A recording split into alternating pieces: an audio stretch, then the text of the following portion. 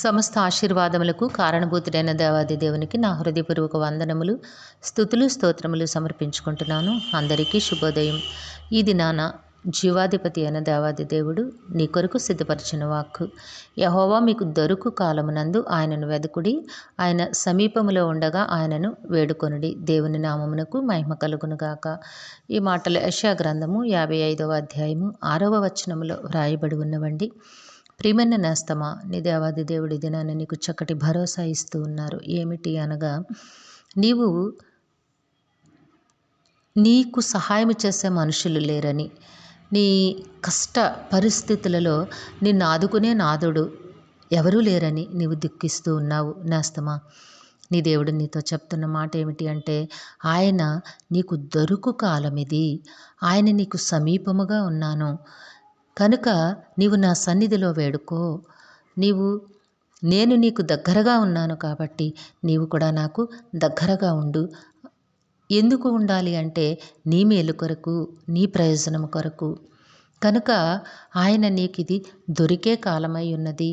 ఇది మహోన్నతుడైన దేవాది దేవుడు ఈ సమయమును నీకు ఆయన కృపగా అనుగ్రహించి ఉన్నారు. ఆయన కృపచేతనే నీవు రక్షింపబడువానివై ఉన్నావు. ఆయన కృపను నీవు మెండుగా పొందుకొనగలిగినట్లయితే, ఆయన కృప వలన నీకొచ్చే మహదైశ్వర్యము ఏమిటి అనగా, ఇహమందు నీకు వచ్చే ఆశీర్వాదములతో పాటు ఆయన నీ కొరకు సిద్ధపరిచిన ఆ నిత్యజీవపు మహాభాగ్యము కూడా నీకు లభిస్తోంది. గనుక నేస్తమా, ఆయన నీకు దొరికే కాలము గనక ఆయన సన్నిధిలో నీవు ప్రార్థించు, ఆయనను వెతుకు. ఆయన నీకు సమీపముగా ఉన్నారు కనుక నీవు విశ్వాసముతో ప్రార్థన చెయ్యి, వేడుకో.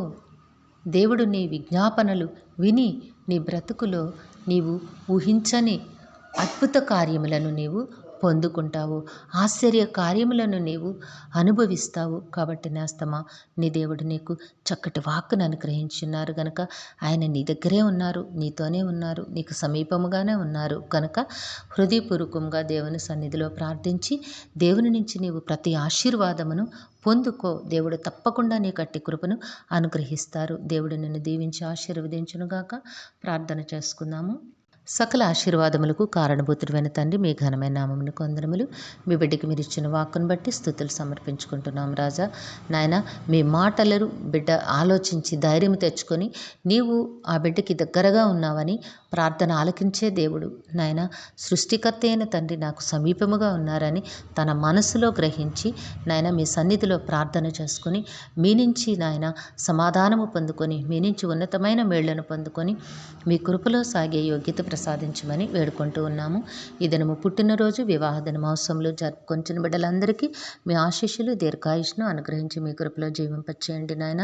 మా ప్రియులందరినీ, వారి కుటుంబములను మీ దివ్య హస్తములకు అప్పగించుకొంచున్నాము తండ్రి. వారందరికీ కావలసిన ఆయురారోగ్యము, పరిపూర్ణమైన రక్షణ, దీర్ఘాయుష్యు, నెమ్మదిని ప్రసాదించి మీ శాంతి సమాధానంతో జీవింపచేయండి. మేలులతో హృదయాలు తృప్తిపరచండి. కుటుంబాల్లో బిడ్డలకి నాయన ఉన్నతమైన విద్యను, భవిష్యత్తును ప్రసాదించండి. బిడ్డలందరికీ సకాలంలో చక్కని ఉద్యోగములు, వివాహములు, గర్భఫలములు ప్రసాదించండి నాయన. మా ప్రియులు చేస్తున్న పనిపాట్లలో, ఉద్యోగ విధులలో, వ్యాపారములలో వారి కష్టమునకు నాయన అనేక రెట్ల ఫలములు దయచేయమని వేడుకుంటూ ఉన్నాము. బిడ్డల ప్రయాణములలో తోడుగా ఉండండి తండ్రి. బయటికి వెళ్ళినప్పుడు, వచ్చినప్పుడు ముందు వెనుకలు, కుడి ఎడమలు మీ దూతల కాపుదలుగా ఉంచి నడిపించండి నాయన. మీ క్షేమము నాయన, మీ కాపుదల, మీ కృపను బిడ్డలకు మెండుగా అనుగ్రహించి మీ కృపలో జీవింపచేయమని సమస్తమును మీ దివ్య హస్తములకు అప్పగించుకుంటూ ఈ ప్రార్థన మా రక్షకుడును మీ ప్రియ కుమారుడైన యేసుక్రీస్తు వారి అతి శ్రేష్టమైన నామమున అడిగి వేడుకొనుచున్నాము తండ్రి. ఆమెన్. జీవాధిపతి అయిన దేవుడు మీ కుటుంబ జీవితంలో ఉన్నతమైన ఆశీర్వాదములు అనుగ్రహించి మిమ్మును ఆయన నామమహిమ కొరకు జీవింపచేయునుగాక. Amen, amen, amen.